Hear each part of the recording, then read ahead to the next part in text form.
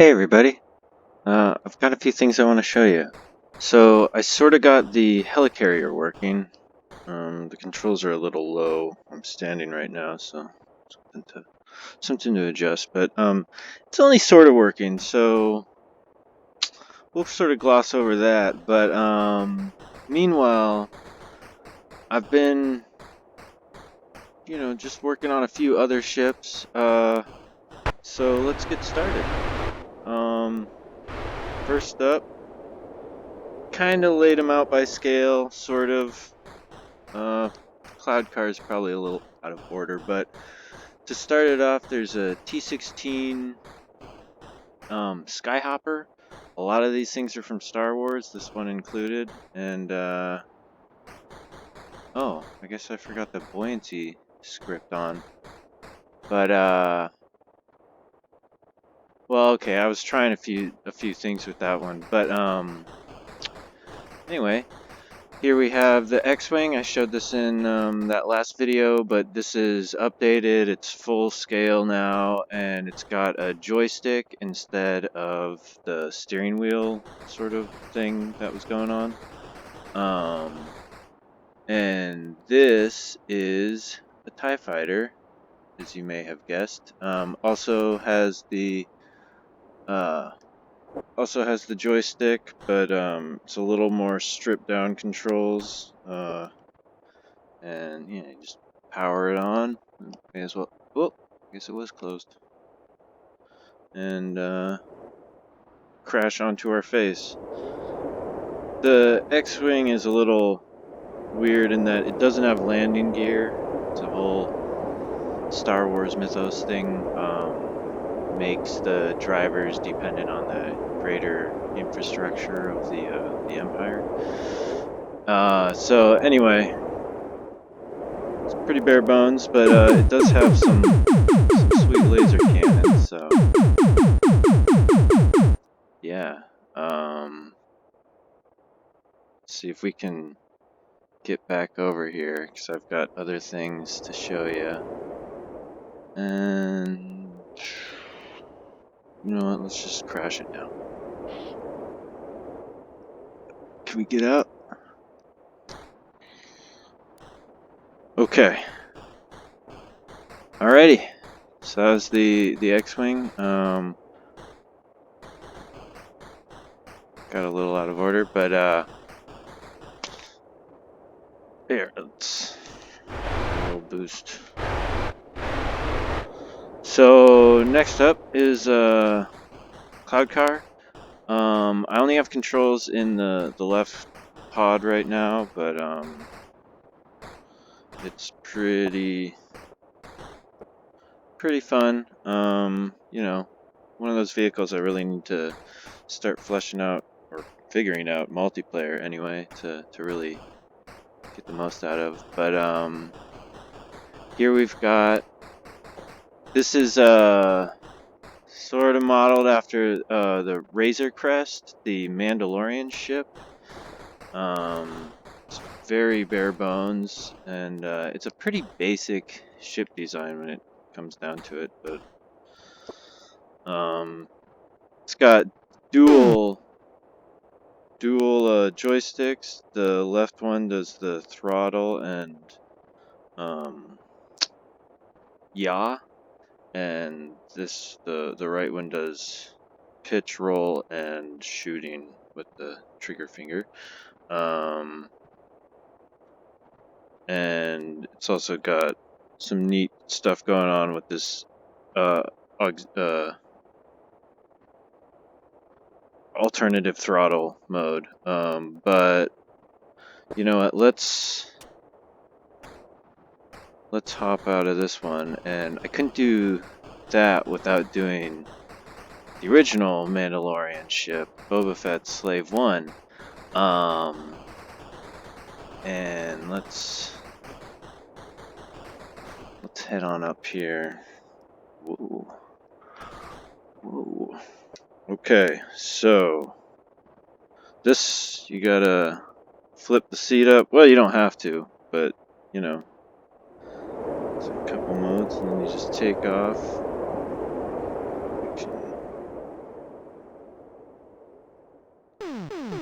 shoot a little. It's really awkward shooting from this one because the lasers or the guns are so far down on the ship. I really don't know what's going on.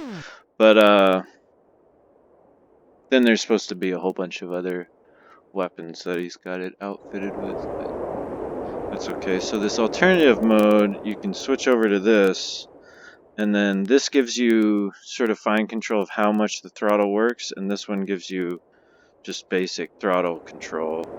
So we can dial it all the way back. It still gets a little tiny juice at the bottom end, but it's enough that you can sort of just creep, maintain control. I guess let's see if we can land it. That's not gonna work. Meanwhile, the helicarrier is moving up. Whoa! What did I just do?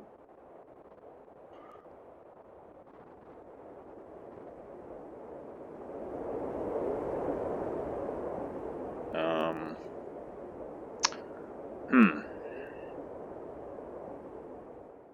Let's try this again.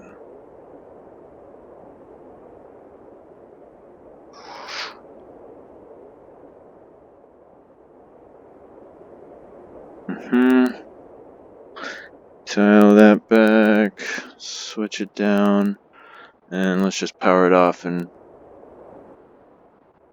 how do we do?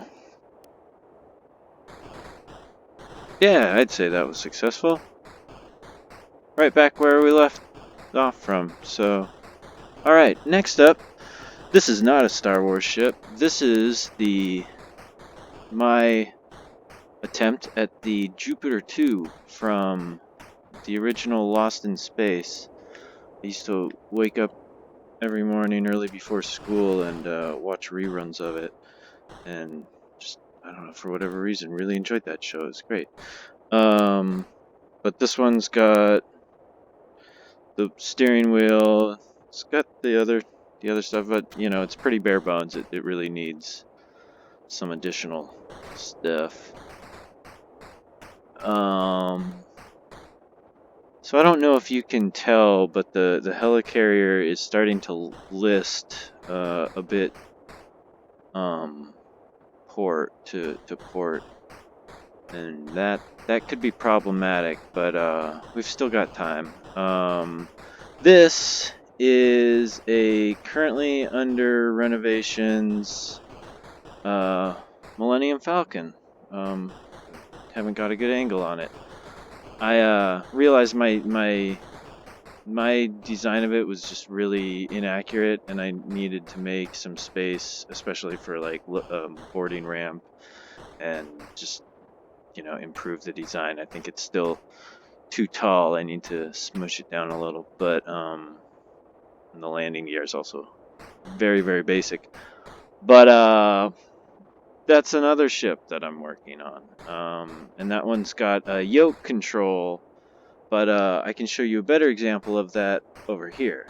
And this is my attempt at a Planet Express ship. So it's got a few bells and whistles, and let's just head on up in there. Well, let's see. First off, it's got this ramp.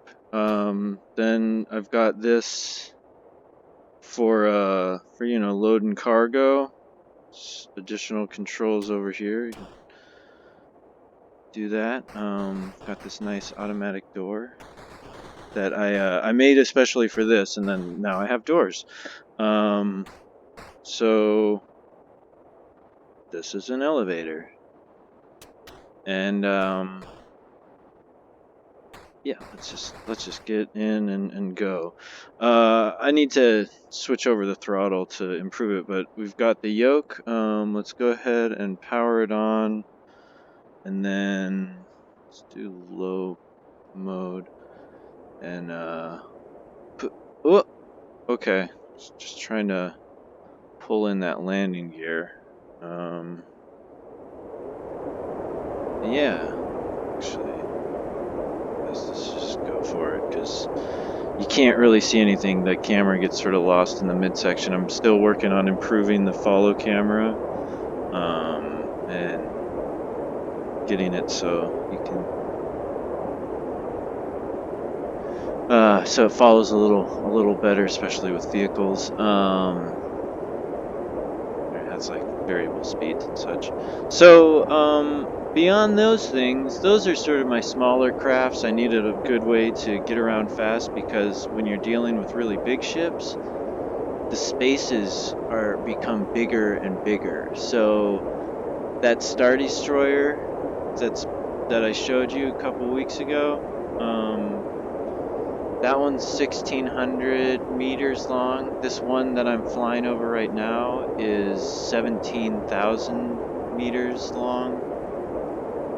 Um, and it's quite a difference. Now, there's this other things you may have noticed. There's this green tube, this green cylinder in front of me. That's the tube from Rama. It's 20 kilometers in diameter and 50 kilometers long. Um, this big disc thing that's the size of the Independence Day destroyers that come down in the atmosphere and like blow up the White House and stuff. Um, I do not remember the sizes of these last couple ones, including that one I just said. Then Cloud City is the next one. That Borg cube from Star Trek is there too. And then the Death Star is 120 mi 100 no 120 kilometers in diameter, and unfortunately I was getting graphical issues because in order to do that, your draw distance on your camera has to be so far that it starts giving you graphical issues. This red thing right in front of me is the Red Dwarf from the show Red Dwarf. And it is comically big at 6 miles long, 5 miles tall, and 4 miles wide, which makes absolutely no sense. You know, even compared with their drawings of it or the models. But maybe that's the point. Let's head on up here, and this one is uh is also flyable. Trick is, can we land up here? I mean, it's not like it's a huge issue if we can, but it's more of a matter of personal, um, you know, words. I can't remember words right now. I'm trying to park a truck or whatever this thing is. Don't worry about it. Okay, let's go. Nailed it. No, I didn't. No, I didn't. No, I didn't. No, I didn't. Okay, that did not. I wasn't quite far enough.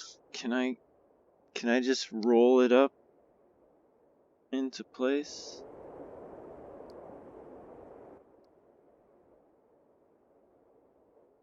Where? Whoa, whoa, whoa, whoa, whoa. We were so close.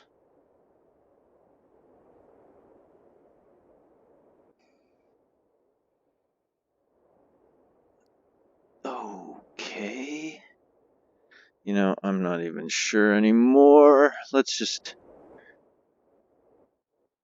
Okay. And one other thing I need to show you here that I figured out is oh,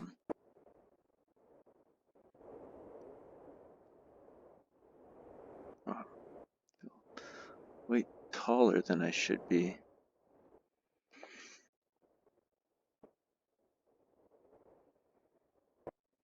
There we go. Just didn't click in at the correct height. This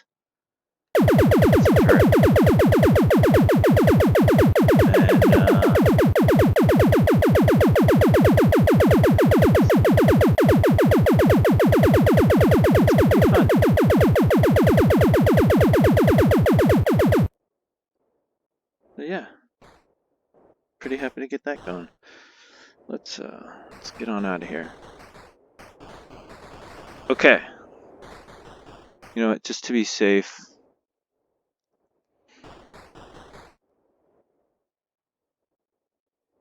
Well, let's see how long it lasts. Actually, why not?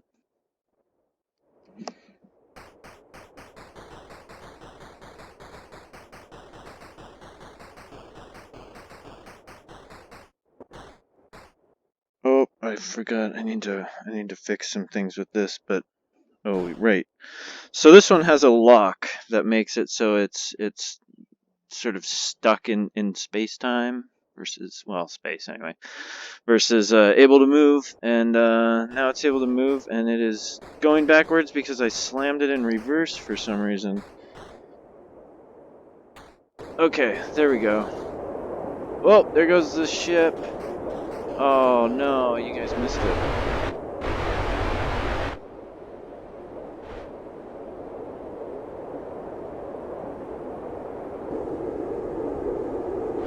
Well, it fell.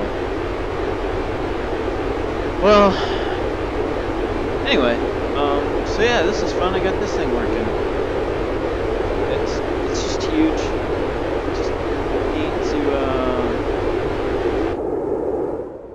whoa, it is moving fast though.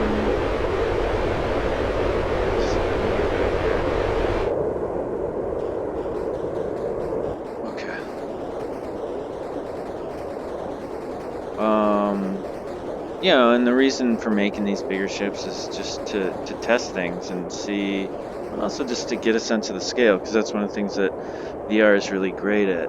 So one of the things about these is that, you know, big ships, like I was saying with the Star Destroyer, if you maneuver them, you know, it might seem like a small maneuver, like at its center, but at the edges, they have to move a lot to keep up. So it means, you know, anything standing on that platform has to whip around to catch up, and it's really neat that this is able to,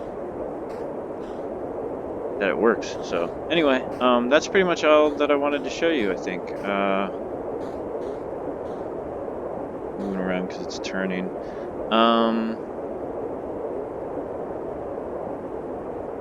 Yeah, that's pretty much it.